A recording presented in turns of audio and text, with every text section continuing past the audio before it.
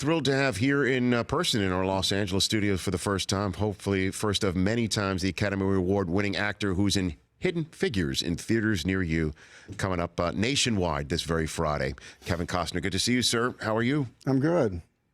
Good to have you. I thought I'd just lift my head up like them NFL guys do. Yeah, when you say, well, you have to say your school. No, you just can't. Otherwise, I get that frozen look, and I understand why they did it. They've all been hung out to dry, and then somebody came up with the tilt. Where they basically just look up and just say your name and then your school. Alive, but now it's so mannered that it's they're gonna have, it's like the high five. They got to come up with something else. Now it's a fist. Well, it's a fist pound. The high five was the butt slap. It used to be the butt slap. Right. Yeah, it's been a complete evolution in our in sport as I've watched it. Mm-hmm. And now, as you've watched it, what does get you to sit down? What sporting event gets you to sit down and make sure that you're not going to miss it? Well, I watch the season. Baseball, I wait for the playoffs. Okay. I just do. It's just when I was a kid, all the Sports Illustrated stuff was on my walls, and I watched it all. As an adult, I just really I catch who's playing well, and I watch the playoffs. When it comes to football, I watch from the very first game right through, and then love that weekend coming up when there's 4 games and yeah, you work your schedule around it. Yeah, and you got the 4 games coming up with the wild card, and then the national championship game that's coming up on Monday. Yeah, And you try to. I mean, that's a case in point where I've doing a favor for a friend, and I realized I looked down and I saw, that's the game, and I thought, God, I can't be a weasel and get out of this, but because you've already agreed to do something. I've already agreed, and then for the national championship game night. And when I looked up, I saw that, so I'm going to have to figure out how to just scratch my ears when anybody's talking about stuff and come home and see it. Do you ever DVR a game and do sports blackout? You know what? Kevin? I actually don't like it. There's something impure about it. It's happened. I know. Impure is a great name for it. It's just impure. It's a like great word. It's like, wow, everybody knows except you, and you're watching it like something is new. It drives me nuts. I don't like it. I know. And then there's always some way for the sports blackout to be pierced, whether you look down at a phone or the phone rings and nobody did. Yeah, I can watch old games over and over, the classics, but I can't watch a tape delayed game. I'm not interested. All right. Kevin Costner here on the Rich Eisen Show. You called in a few weeks ago after you were part of the Vin Scully farewell in Dodger Stadium. What'd you think of his farewell, where he just did his soliloquy and said, yeah, I bumped into him 3 or 4 times over the course of my career, over probably the course of 20 years, and I got this call to I thought a lot of it, but I mean, even when I did love of the game, he came in and it's a fractured game, day into night, and he didn't know how the movie ended. We kind of told him how it did, and we said, do you think you could narrate this? And he said, well, let me look at it. And he looked at it, and he said, okay, here we go. And, Billy Chapel, 40 years old, the crossroads of his career. And, the hair on the back of your neck stands up. You see him go through it. And I remember the director and I just looked at him, and the director, Sam Raimi, said, well, could you do another one? And Vin kind of went, why, was something wrong? And there was nothing really wrong, but he goes, well, okay, if that's what you want. And I thought, oh no, and again, he's gifted. And I got this call with Koufax and Gibson, and he'd like you on the field. And I went, yeah, and I didn't say yes at first. I think a lot of people would assume that you would say yes right away. But I didn't. I held back, and I wasn't sure, because if I was going to do it, I really wanted it to come off. I labored over what I was able to say about him. I don't know if you ended up seeing that. Oh yeah, no, yeah. It was. But I labored remarkable. over it, and to be quite honest, I don't think this would insult Vin, because he's the first guy to give you an exit in his life. That makes a great friend. Guys who give you exits, right? Yeah. And soft out. And I labored over it. And the minute I said I would do it, I was miserable, because I wanted it to be as right as it could be. Well, it sounds like he was giving Sam Raimi the soft exit when he said, why, was there something wrong with that one? Because, I mean, he could have easily said, Sam, I'm in my 7th decade of being a one-take artist. Yeah. I'm a one-take kind of guy. It's true, but in fairness to Sam, it was so disjointed what we handed him. And when he was like just a kid you want up in front of you off to the left. You could just copy off Vin forever. Yes, right. I know, one of the all-time greats. Again, I've got Kevin Costner here on the Rich Eisen Show studio. Which of the, if you could get a sequel opportunity from any sports movie that you've done, that you'd like to continue on in the story Right.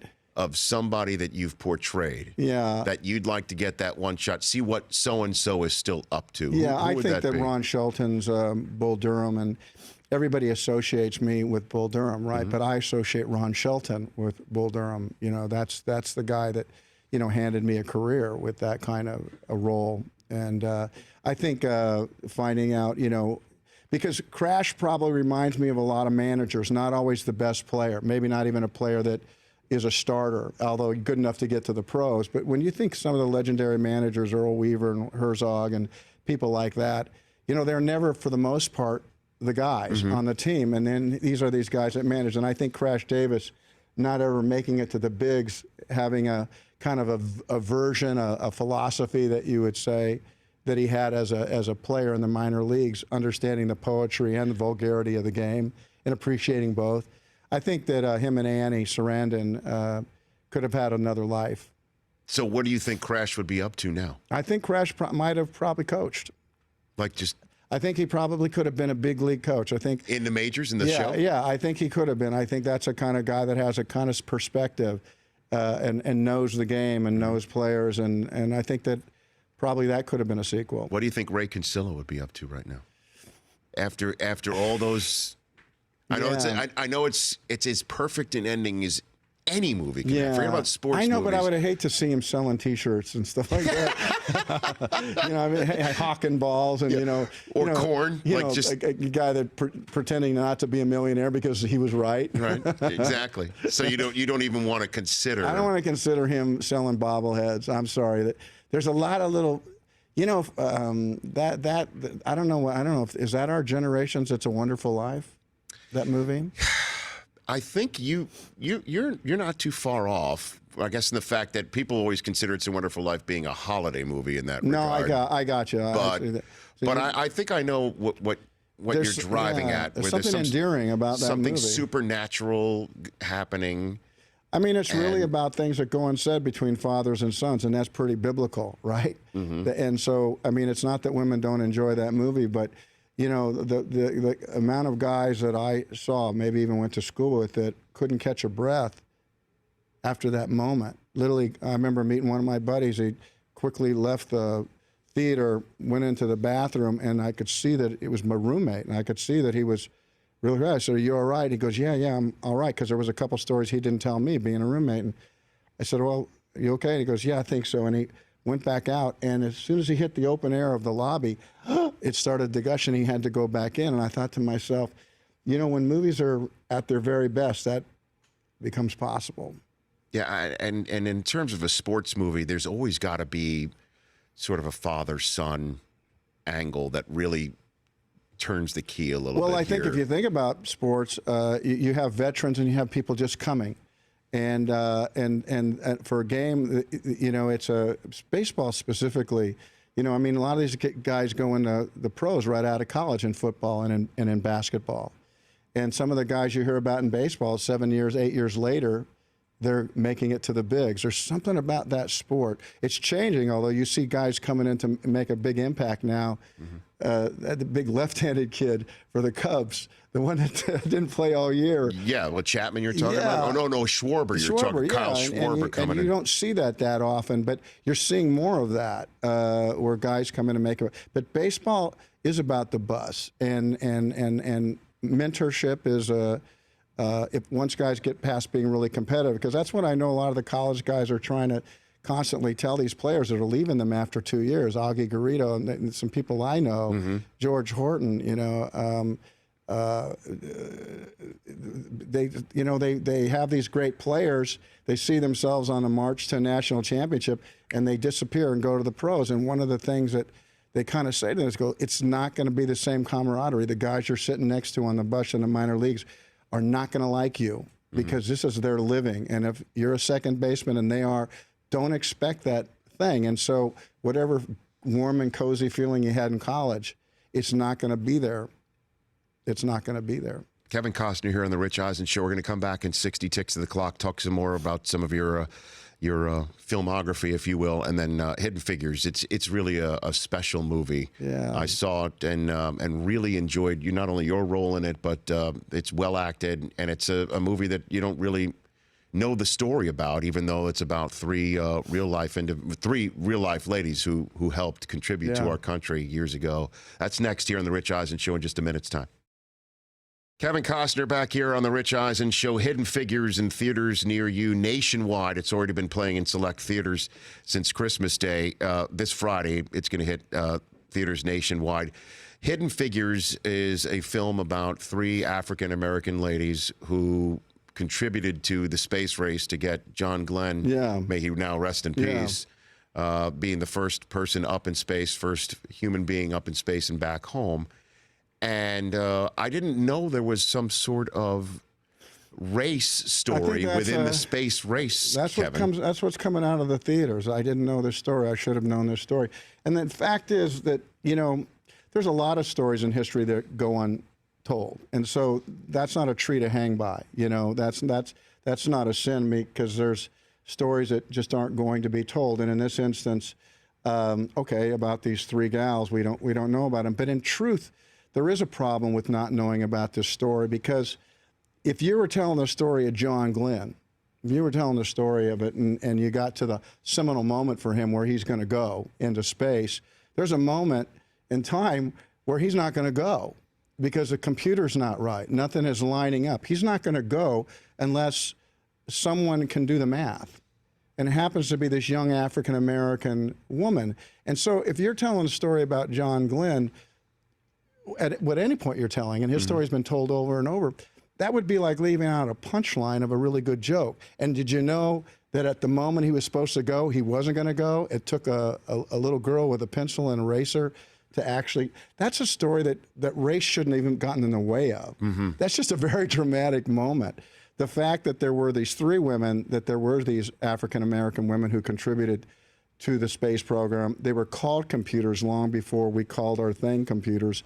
That's a little charming, and I could also see why that story hasn't been told, because 1,000 haven't been told. But to know John Glenn's story and to not think of this woman, that feels like a glaring omission to me. And how much research did you do on Al Harrison, who you played in this film? You have your kind of standard stuff that you can look at with the different documentaries, but I had that, but really what happened was the character I played, they couldn't get the rights to, unlike the women, that was their story.